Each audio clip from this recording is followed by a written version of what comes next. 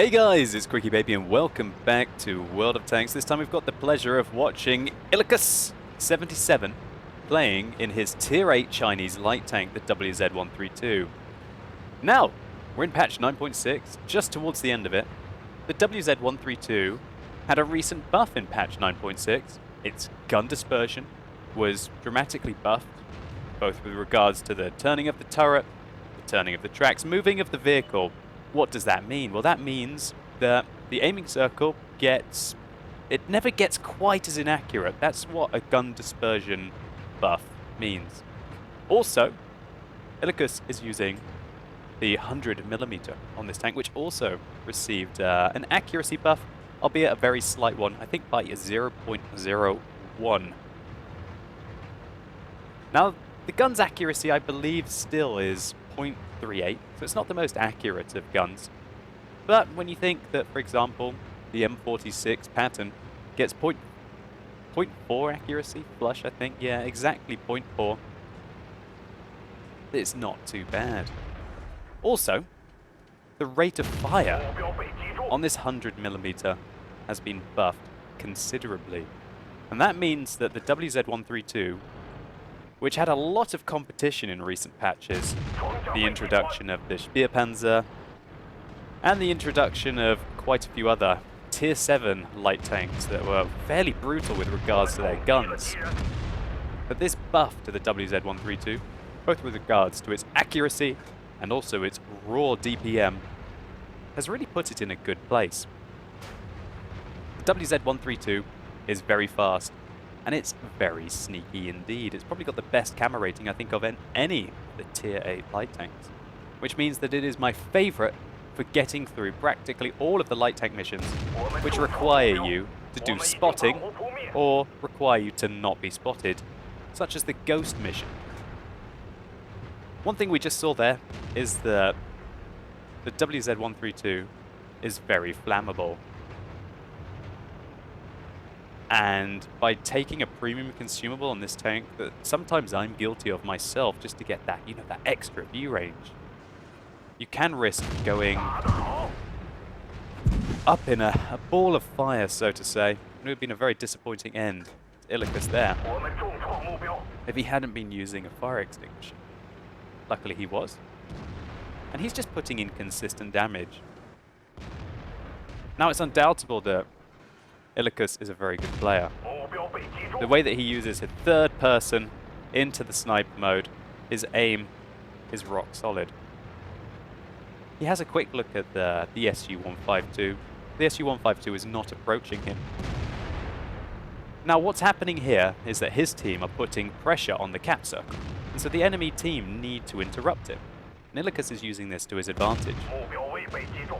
He knows that the ISA turn, the Leve below him, are probably not going to focus on him. That means that he can take some pot shots at them. But what's that rumbling behind him? Oh gosh, it's a Tier 7 Soviet tank destroyer. How's he going to react? Beautiful play, go right at him, track him, and oh dear, the SU-152 coming over the slope doesn't look so clever now. And it's a blooming good thing too, because he's using that 152mm that would have pretty much one-shot Illikus' remaining health. Instead, he has turned the situation around, and just check out the rate of fire and DPM on this gun. It's got the same gun that's on the Type 59, as an example. That sort of Soviet Tier 8 gun. The enemy team had to pressure the cap. He was within, I think, 3 seconds there of winning the game, so well played to the enemy team to defend. And Illikus is just taking advantage of the free damage here because of the cap. There's a KV-13 here that's got the hull of an IS. He still has to be careful. Ah, caught him right in the top of the turret. That means he can put one into his lower plate. So what a result here so far. 3,500 damage and 2 kills. He is just floating around the battlefield just like the WZ-132 can. He doesn't want to get bogged down inside the cap circle and then surrounded, so Illikus is making a very good move here. He's got away from being surrounded, and he's changing the angle on his opponents.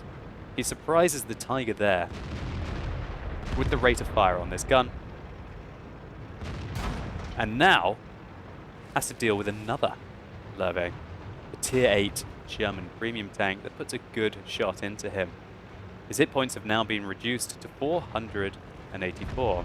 That's something that I forgot to mention as well, that the hit points of this vehicle were also increased by 100 this patch. So you've got more health to go with a much better performing gun. There's never been a better time to play the WZ-132. And I think it was right for Wargaming to buff it, to be more competitive compared to the other tier 8 lights. The Löwe is rushing down the slope to defend the cap circle. And that allows Illikus to put 2 good shots into his side. He's still got to be careful. He doesn't want to get hit. He doesn't have a fire extinguisher, and any hit he takes could be fatal. But he just simply can't stop his team from getting absolutely murdered.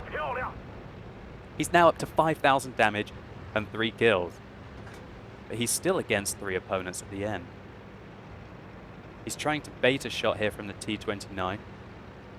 That's a very important thing to do, because if he baits a shot, then he's going to be able to escape and also put a shot in.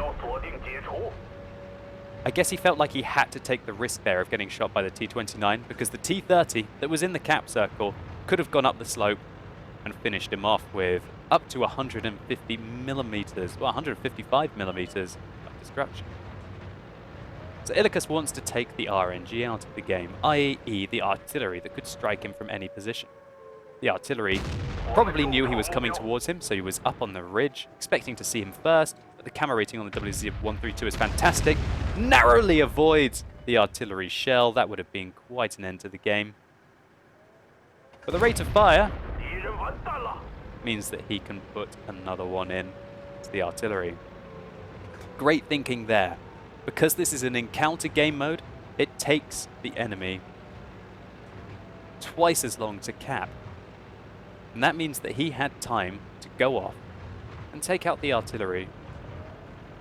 Which, it takes the RNG out, as I said. If he'd let that artillery still be alive, as he hunts down the T-30, which is a very dangerous tank, on 3 kills, and still has 750 hit points remaining, he's only got a 50-50 chance of killing him if he penetrates 3 shells.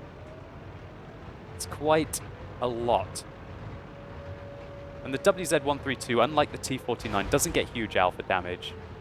Unlike the MX-1390, it doesn't get an autoloader, so it has to make do with what it has. And that's great mobility and a recently buffed 100mm. A great shot there into the back of the T-30. It ticks a couple of times. The T-30 is surprised in the ambush, but then finally finds his fire extinguisher and eliminates the blaze. The T-30 doesn't leave the cap circle. That's one very important thing to note. And you can use that as a... It's just another piece of advantage to come up with a strategy here. So great play here by Illikus, showing you how you need to finish your games off when you're outnumbered, out-tiered, and outgunned. The T-30 literally had no idea that he would take him from that angle. Illikus is going for the other side now. He slows down as he comes around the corner, looking in third person, now sniper. There's his man. Great job. Taking out the T-30. Now he's up to 5 kills. 6,199 damage. And now all he has to deal with is a T-29. He still has 484 hit points remaining. That means that he can take a shot, as long as he doesn't get set on fire again. How's he going to approach this? He's actually not going to go from either side now. He's going to come from on top. What fantastic play. The T-29 was still looking where he was, and he's in. And there's simply nothing that the T-29 can do now. What a fantastic way to finish off this game. Brilliant play, Illikus. 6,608 damage is a huge result in any tier 8 light tank, and it's even more amazing the fact of how much ammunition he had left. He had 8 APCR rounds and 4 HE rounds left in his vehicle. This replay was a masterclass in what to do in your lightly armored tanks when simply spotting your opponents is not enough. Sometimes in your light tanks, you have to do the damage and you have to secure the kills. To be able to do that, you need to have great awareness, like Illikus, to outmaneuver your opponents, to put yourself in better positions, and when the time comes to it, make clutch plays, as we saw on the SU-152 over here.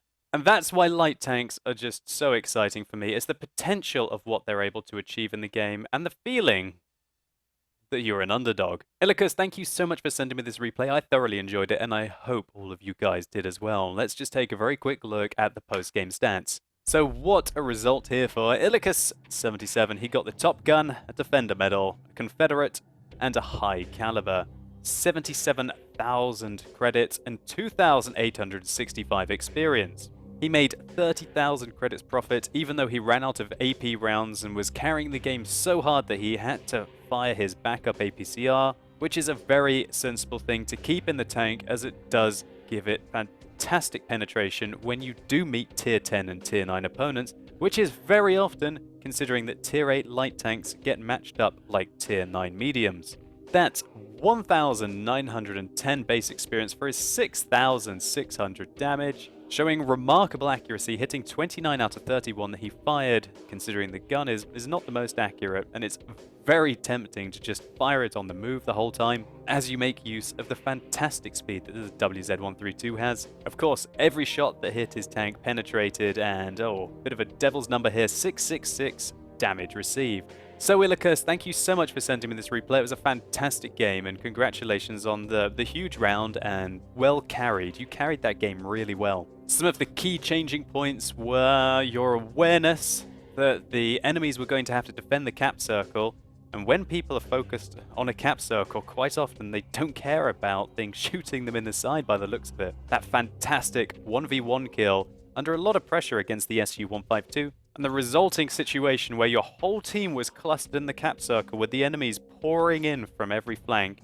You changed the situation by falling back into a new position and providing an alternative line of fire on your opponents, which undoubtedly meant that your team won the game instead of losing it. And the final 1v3 was almost flawless, and you just left nothing to chance, and that's what you want to try and do in your games. Leave nothing to chance.